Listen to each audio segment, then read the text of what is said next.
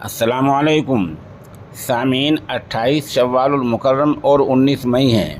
خبر کا عنوان ہے قاتل بیٹا۔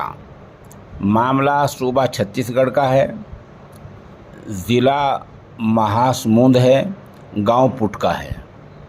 ریاست چھتیس گڑھ کے ضلع مہاسموند کے گاؤں پٹکا میں ادت نامی بیٹے نے اپنے ماں باپ پربھات بھوئی، سلوچنا بھوئی اور دادی جھرنا بھوئی کو ہاکی مار کر قتل کر دیا ہے۔ پولیس نے اس کو گرفتار کیا ہے اور دفعہ 302، 201 کے تحت معاملہ درج کر لیا ہے۔